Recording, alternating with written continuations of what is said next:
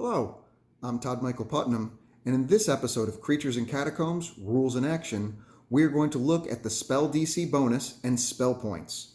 We'll check out how each of them works, and then look at some examples in action. We have a lot to cover this episode, and as always, adventure's waiting, so let's get to it.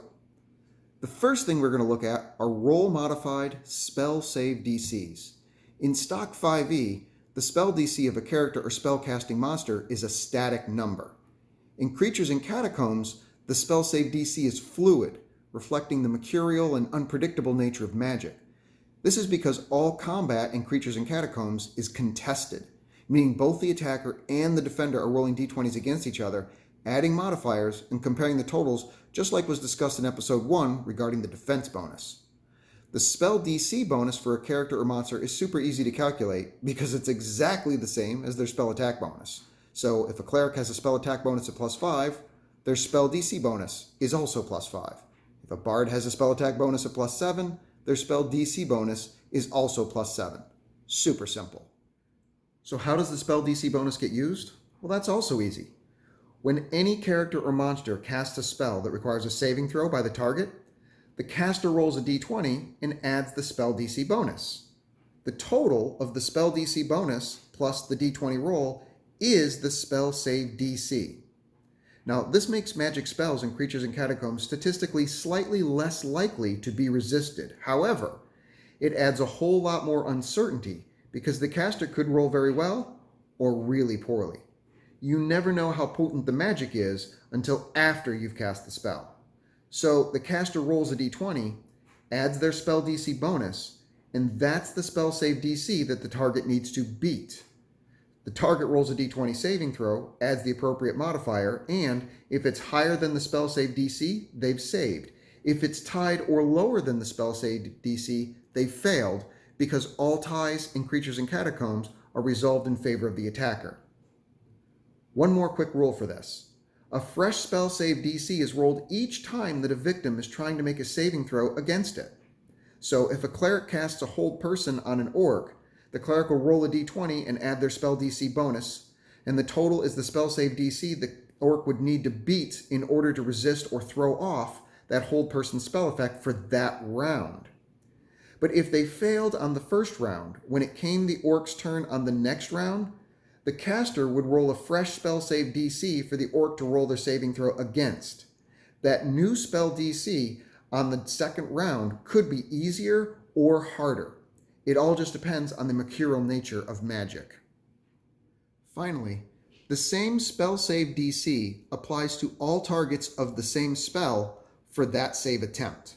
So if a wizard cast a web spell that trapped 6 kobolds, whatever the spell save DC the caster rolled, all 6 kobolds would need to roll to save against that same DC. On the next round, any remaining kobolds that had not saved on the first round and were still trapped in the web would need to save against whatever the new spell save DC the caster rolled for them on that round. There's no need to remember what the previous spell save DC that was rolled was. You always roll a new one.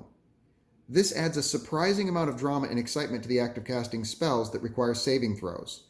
Instead of passively waiting for the DM to roll dice to see if the monsters were able to beat the static spell save DC, the casters now get to roll dice against the monsters. This makes casting saving throw-based spells in Creatures in Catacombs a lot more interactive for the caster and much more dramatic for everyone else. The next rule we're going to look at this episode are spell points. What are they? In C&C, spell points are simply a way to keep the game session moving forward by reducing all the spell slot management that can bog a game down into a crawl into a single, simple pool that is as easy for both players and DMs to keep track of as hit points, but simultaneously giving casters a lot more flexibility in which spells they are able to cast. In short, less slot management, more casting flexibility, and faster decisions at the table that keep things moving along. And here's how they work. Casters get a number of spell points based on their class, their level, and their spellcasting ability modifier. And there's an easy-to-use chart in the Creatures in Catacombs 5e Homebrew Rules supplement, but the big picture is that the higher the level you are, and the higher your spellcasting stat modifier is, the more spell points you have. Full casters like wizards, sorcerers, clerics, druids, and bards get more spell points per level than half-casters such as trickster rogues, paladins, or rangers. For your convenience, the reimagined Creatures in Catacombs character sheets have places on them to keep track of both your total and your current spell points. Using and keeping track of spell points is fast and easy. Every level that you cast a spell at costs 1 spell point. So casting a first level spell at first level costs 1 spell point. Casting a second level spell at second level costs 2 spell points. Casting a third level spell at third level costs 3 spell points. Casting a first level spell at third level also costs 3 spell points because of the level that the spell was cast at. Cantrips don't cost any spell points. However many spell points are used to cast the spell, subtract that from your current spell point section in your CNC character sheets. No more first level slots, second level slots, etc. Just one simple spell pool to keep track of, no different than how you keep track of hit points really, except they only get reduced when you cast spells instead of when you get hit. 3 more quick things, and then we're going to look at some examples of rules in action. First, you can't cast a spell at a level higher than you are able to cast at, no matter how many spell points you have. In other words, if you can only cast first level spells because your character's first level, you obviously can't use 2 spell points to cast a first level spell at second or third level. You have to be able to cast second or third level spells in order to be able to do that. Second, all classes get all their spell points back after a long rest. Some classes, such as wizards, get some of their spell points back after a short rest. And third, warlocks don't use spell points. They get a set number of times they can cast per short rest, and all the details for that are in the Creatures in Catacombs 5e Rules supplement. Okay, that's it. Let's look at some examples of roll-modified spell save DCs and spell points in action. Serena Spellsoul is a 5th level sorceress with a charisma of 20, giving her 21 maximum spell points, as shown in the Creatures in Catacombs Homebrew Rules supplement, based on her class, her level, and her charisma score. Her current spell points are down to 20 because she cast Mage Armor, a first level spell, which costs 1 spell point upon entering these ruins. She's been exploring a crypt buried deep beneath the Assyrian desert and just got separated from her party members when she entered the royal chamber and the sandstone door slammed shut behind her. She is trapped in the room, and right on cue, the skeletal guardians slowly begin coming to life. Serena acts quickly, wishing to avoid becoming surrounded, and casts Web, a second level spell, at the skeletal guardians to trap them in place. Casting Web at second level costs 2 spell points, and so she deducts 2 from her current spell point total of 20, leaving her now with 18. Now she rolls a d20 and adds her spell DC bonus, which is identical to her spell attack bonus, of +8 to determine the spell save DC for the web. She gets a 10 on her d20 roll for a total spell save DC of 18. Each of the skeletons must now roll a dexterity save of 19 or higher because ties always go to the attacker. There are 4 skeletons within the web spell's area of effect, so the DM rolls 4 d20s and adds the skeleton's dex modifier of +2 to each. The saving throw totals are 14, 9, 5, and 20. 3 of the skeletons fail and are restrained, while the 4th manages to get clear. On the skeleton's turn, the free skeleton moves towards Serena, trying to close the melee range, but he's still out of melee range distance. The remaining 3 skeletons need to roll strength saves to break free from the web.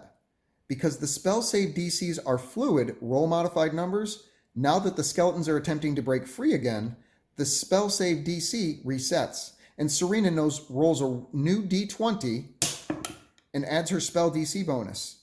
She gets a 7 on the dice, plus her modifier of 8, means that the spell save DC is now 15. The skeletons need a 16 or higher strength save to break out of the web because ties always go to the attacker.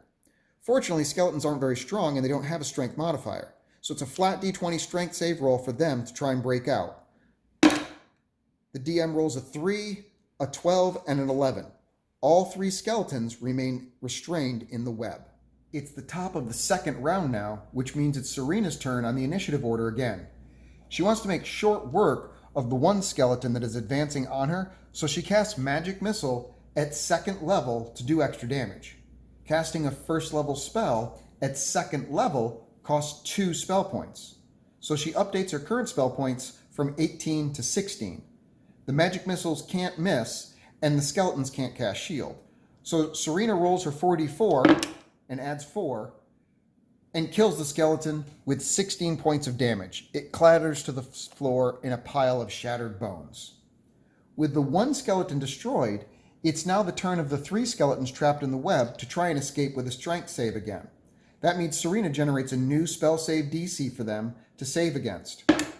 She gets a 3 on her dice roll and adds 8 for a DC total of 11.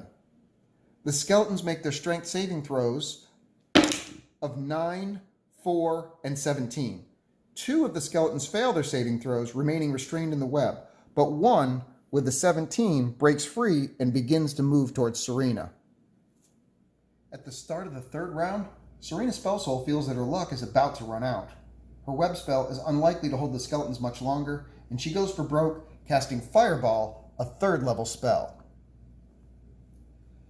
She reduces her current spell points from 16 to 13, and she rolls her spell save DC, getting a total of 16.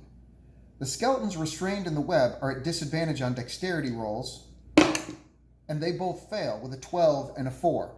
They will both take the full damage of the fireball. The lone skeleton advancing on Serena rolls their dexterity save and succeeds with a 17, taking only half damage. Serena rolls the 8d6 fire damage, but gets only 20 damage, enough to destroy the 2 skeletons that were trapped inside of the web and to burn the web off, but not the one that is advancing towards her. The skeleton advances on her to make its attack.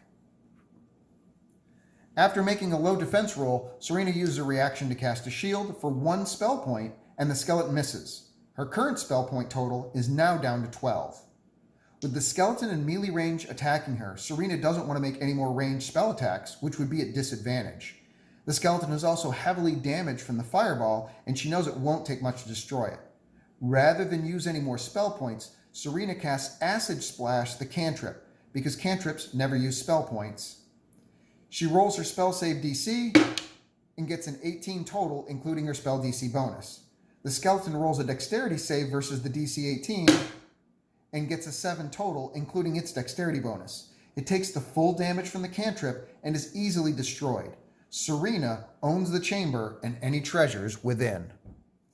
So here's the quick episode 2 recap. Spells cost 1 point per spell level that they are cast at. The spell DC bonus is identical to the spell attack bonus. Spelled save DCs are roll modified numbers instead of static numbers. And spell save DCs are rolled fresh with each new saving throw attempt to resist a spell. Targets of the spell must beat the spell save DC by 1 or more, as ties always go to the attacker. Thanks for watching, and we'll see you in the next episode. Or, if you're ready to see all the ways that C&C makes adventuring more exciting, you can go to dmsguild.com right now, search for Creatures in Catacombs using the ampersand symbol, and you can download the entire Creatures in Catacombs 5e homebrew rule set absolutely free. Until then, may all your adventures be epic.